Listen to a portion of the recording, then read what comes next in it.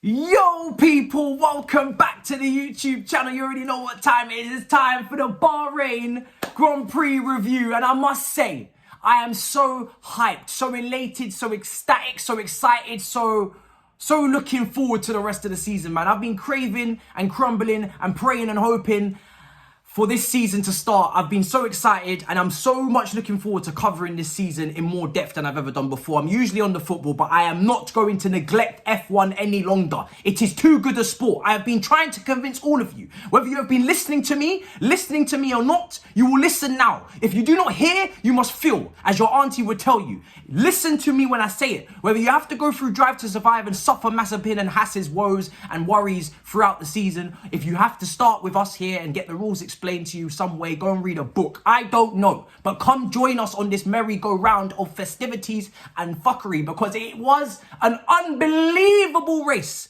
Unbelievable. You know, I'm gonna go back to front. Do you know what I'm saying? Like Yellow Pages back in the day. I ain't even going to try and tell you this in the order it's synchronized. No. Because it was too mad. And all my adrenaline, all my excitement, all of my blood rush is coming from the back end of the race. And it was an incredible race. It really was. What a start to the season. We knew the qualifying grid lineup. We knew Leclerc and Ferrari and Red Bull were looking strong for the start of the race. They put themselves in good, solid positions. And it was looking like a long day for Mercedes. And it was. But my goody good gosh. My goody gosh, yeah? My hickety-rickety dog. It was an absolute Mazzolini of epic proportions, okay?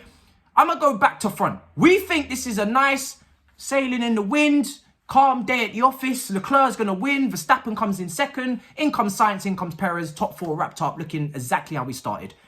No, that's not how this sport goes, okay? If you haven't watched this sport long enough, do not ever rule out any Mazzolinis from happening. It all starts with Gasly. Ironically, it starts with another car having an incident out of anyone's control. Oh, what a shame. Gasly, his car just blows up. I don't know what's going on. There's just fire coming out of his car. I didn't even get to see the coverage. They didn't even show what happened. You let me know in the comments what the hell happened to Gasly and his car. Just boom, kaboom, just bang. Next thing you know, he's on the sidelines. So the virtual safety car comes out. This is with, 10 or so laps to go. The virtual safety comes out. You think, okay, cool. Everyone's going to keep their distance in between each other. No Mazzolinis will pop off here. We keep it moving. Happy days. No. Safety car, run it back. And before this was going on, Verstappen had already pitted along with Perez and Sainz because, of course, Red Bull, at this point, they had nothing to lose. They said to themselves, well, why don't we just pit? Why don't we just take that gamble? Christian Horner and Red Bull, they always like to take these gambles. And that's why one of the few things I like about them. In case you don't know, when it comes to Formula One, my agenda is Lewis Hamilton. My agenda is all the British drivers, Norris and Russell. And then, of course, I'll dip in Ferrari as well. I like Ferrari. I like their car. It's nice red, pops, screams. I like it. Pops out to me. Yeah, fuck Red Bull. Screw Red Bull and screw Christian Horner. That's just the way I roll. But my goodness, I do like the way they take their risks. They're always looking to make those punchy risks, and they do keep the sport entertaining because they got big mouths. But that was wiped out with the safety car, because when the official physical safety car comes in, that allows Leclerc to pit. Now, of course, not only does that stop the potential, end of the race battle between fresher tyres versus weaker, more, degraded tyres, but also it cuts down the gap to nothing because everybody bunches up. We actually get the rules this time. Hey, round of applause for the FIA. Yeah, you too. Yeah. Stand up if you want. Yeah, standing ovation. The FIA decided today we're going to do the rules. And maybe it's a new race director. Maybe they're feeling generous. I don't know. We had a lot of laps to go. Loads of time. Let's do it the way we should have last year. We won't get into that. But anyway, all the unlapped cars, they have to unlap themselves, all the lapped cars. And they were Mercedes powered units, powered cars. It was unbelievable. Mercedes, from a supplier point of view today, were absolutely dreadful. They had 6 out of the bottom 6, okay? So they power, obviously, the main team, Mercedes, who were in decent positions, but nothing good by their own standards in 5th and 6th. And then you take a look at McLaren, you take a look at Williams, you take a look at Aston Martin, and 6 out of the 6 drivers, all in the bottom 6, unlapping themselves. I'm like, what is going on? The mighty have fallen so far. You got Ricciardo, you got Lando Norris, you got Hulkenberg, who's replacing Vettel for the day. Hope he gets better soon. You've got Lance Stroll. You've got Alex Albon. You've got who shall not be named. What's his name? He crashed in the last race and fucked everybody's dreams. Moving on. It was absolutely ridiculous to see Mercedes fall from the grace. But it's only the start of the season. I'm not expecting that to last. But my goodness, it wasn't, my golly goddamn, it wasn't great to see for Mercedes from a supply point of view. But like I said, they unlapped themselves. What happens next? Okay, like I said, what happened? Because Verstappen was complaining for a lot of that race, saying that he had issues with the steering wheel, saying that he had battery power loss. And Red Bull were just in the garage being like, no. We don't have no problems. Shut up and drive. Shut up and drive. I'm in such a good mood. And we'll talk about why in a minute. He had issues, okay? And the whole power unit or whatever happened to that engine just kapoots, and just completely just decimated into thin air. And suddenly he's dropped off and he loses that second place to Sainz. And as soon as he loses that second place, I just see his car slowing down. And I just see him coming to a very slow pace, like a slow jog. And I'm like, he gonna DNF. Max Verstappen, after being in second and, by the way, pushing as much as he could with Leclerc for many parts of that race. There was a lovely little bout, you know, a lovely little jousting going on between the two cars for a decent portion of that race where they were going 1-2 and they were, you know, flying down the pit straight, really aggressive overtaking for Verstappen. Dives in. Sometimes he did lock up and that may have impacted his tyres. They actually did have a flat spot at one point. And then Leclerc fights back. That happened twice in a row, 2 laps in a row, or maybe even 3. These two were just completely giving it all. And it was a beautiful fight for maybe a few laps. But most of that race, Leclerc was pulling out good 3.5, 4 second leads. And it was quite comfortable for him in the end over a long period of time. But when there were pit stops, when there were opportunities for Red Bull to have good pit stops, Ferrari had good, decent pit stops for Sainz, a couple 2.5, 2.3s. I have to say though, on the whole today, pit stops were really slow. I don't know if maybe the team's just wakey. You know, they're just rising out of bed. Maybe new season, new year, new me. Maybe the old you was better. You know, when you were faster. Pit crews today really slow. Mercedes really slow. Everybody really slow. Lando Norris had a shocker, 5.5.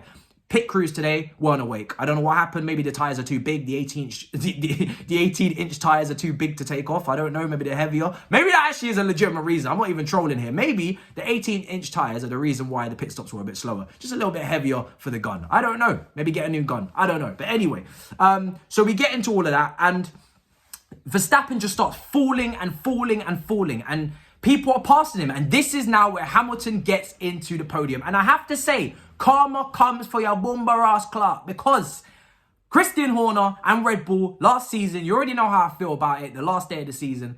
I'm not happy about it. So it is nice to see no points, 2 DNFs, and Christian Horner crying into a bucket. And I would like that bucket sent to me so I can bathe in it, drink it, and glow in it. I would like to moisturize in those tears. I am so elated, ecstatic for his tears. I'm looking forward to his interview. I will watch it on replay. I may even save it.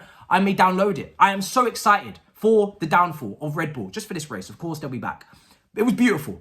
Hamilton and Mercedes were struggling all day, and he manages to get to P3. And Perez, when he's chasing, you know, Hamilton's chasing Perez, kapoots. Suddenly he just spins out. I don't know what happened. And then he is done as well. I don't know if Red Bull had any issues with the car today. They're going to have to check that out. I'm sure we'll get some explanations from Christian Horner. Maybe a few tears as well. Like I said, please bring the bucket home. But a beautiful day for anybody who doesn't really like Red Bull. And I'm one of those people. I'm not going to sit here and tell you, oh, I'm not really a bias. I'm a non... But no, I have my allegiances, okay? I am a loyal man to the Brits, to Mercedes. Well, I don't really care about Mercedes. More about Lewis Hamilton and the rest of the British drivers. And then I love Ferrari. The new Ferrari car looks beautiful. And does it not look so beautiful in first place? That popping, glowing red, it speaks to me. It's just wonderful, isn't it? It smashes everybody out. It blows everybody out the water. For me, it's my favorite car on the grid this season. That red, I can't even get the words out. It's just, it's so nice. And it's so nice to see Ferrari back at the top. I'm not going to lie to you. It's been a long time, but they are one of the staple teams of the sport, and it's wonderful to see them back. Williams are far off of it, so it's good to see Ferrari back. It's been a long time since I've seen any success for Ferrari, maybe since the Fernando Alonso and Kimi Raikkonen days, you know. It's wonderful to see Ferrari back. 1-2 for Ferrari. And maybe, just maybe, they have an opportunity to chase the Constructors' Championship, the World Championship for one of their drivers. It's too early to say now. I don't want to just hop on the bandwagon and say Ferrari are chasing for major honours, but listen, you can't get a better start than that with a 1-2. Really happy for them. And if Ferrari do go on to win it, I'm more than happy for that. Like I said, I want Hamilton to pick up his 8th. I want him to smash the record. But if he doesn't, then I'd like Ferrari to go and do it as well. George Russell picks up a decent 5th place. But let's keep it 100 buckaroonies, right? Yes, they get, sorry, he picks up the 4th. Yes, they got Magnussen in 5th, by the way. Good drive for him and Haas. Yes, he got the podium Hamilton, but it was a tough day for Mercedes. They were clearly the best of the rest. Red Bull and Ferrari were head and shoulders above everybody else, and Mercedes have got a lot of work to do behind the scenes to not only fix their car, but fix the whole rest of the grid, because they have left a lot of teams in absolute tatters at the back of the grid. They're on life support back there. You better help them out, okay? I don't know what's going on at Mercedes, but listen, it's a rough start, but I'm sure they'll fix it. They've got high standards, and I'm not expecting them to have this issue throughout the whole season. However, they do need to be careful, and they're lucky today, because if Red Bull had finished in their expected 2nd and 4th position, and they started to pull up a gap in front of Mercedes over the next few races, it's not easy to pull it back when you've got 2 teams you're going up against for the Constructors potentially, and the World Drivers' Championship as well. So they're lucky Red Bull collapsed today and capitulated, but they do need to fix their errors. I thought Haas were very good today as well. Magnussen. I have a lot of criticism of Kevin Magnussen from before he was in the sport last time, when he was very erratic, very dangerous, very aggressive, but he had a lot of incidents and accidents as well. But he looks a little bit more matured in this race when he's come back. I'm not going to make a sweeping statement, but he looks good. He's a good solid finish today. Didn't really hear too much from him. Kind of didn't see him, didn't hear him, did his job, kept it moving. Lovely to see. And like I said, at the back of the grid, it was just full of Mercedes, power units. It's just, absolutely horrendous back there, struggling for the dear depths. If we go to the start of the race, Bottas, he qualified in 6th. He was looking strong. Everything was rosy in the garden. Suddenly, he goes from 6th and plummets to 14th. I don't know what happened. Did he forget to press the pedal? What happened to Bottas? Somebody explain to me what happened to Bottas. I didn't get a dash cam view. I didn't get anything. This brother was in 6th, looking cozy and rosy, looking good in the hood. And suddenly, this brother is out of the top 10 immediately in 1 lap. We was all speaking about, Russell's in 9th, Bottas is higher than him. Oh my God. It didn't even last. That brother just, I was going to say a joke. I'm not going to say it. It was just, he pre-ejaculated. Anyway, it was crazy. I'm waffling now, but yeah, unbelievable race. What a start to the season. A lot of improvements to make for a lot of teams. They won't feel like they had the best days out, especially for those cars powered by Mercedes. Ferrari, though, looking strong. Haas were good, much better than last season. How could they get any worse? And yeah, good day for Renault, engine as well. Good day for them. Good day for a lot of teams, but bad day for a lot of teams as well. That grid was really shaken up today, but awful day for Red Bull. Absolutely horrendous day. And I love it. I enjoyed it, I live it, I love it, and I relish in it, and I bathe in it, and I drink it, and I can't think of anything else. All I can say to you is that I will be reviewing every race this season. I cannot wait to continue talking about this. I'm going to probably speak about this again tomorrow on the roundabout. What a start to the season. And if you're not following F1, you need to be. And if you need any help, follow me on Twitch as well. Link is in the description. I am doing the watch-alongs on there, and I'm doing the reviews on here. And my God, what a start. Anyway, Hamilton is in podium. Even better, Ferrari have done the 1-2, so well done to them. We moved to Saudi Arabia. I'm speechless, and I know that doesn't make any sense because I've been speaking quite a lot. But all I can say to you is smash up the icons. Let me know what you thought in the comments down below. And if you don't know what I'm talking about, you're late to the party, and you need to go and at least watch the highlights, and then you can come back and watch this again. In a bit, people. Peace.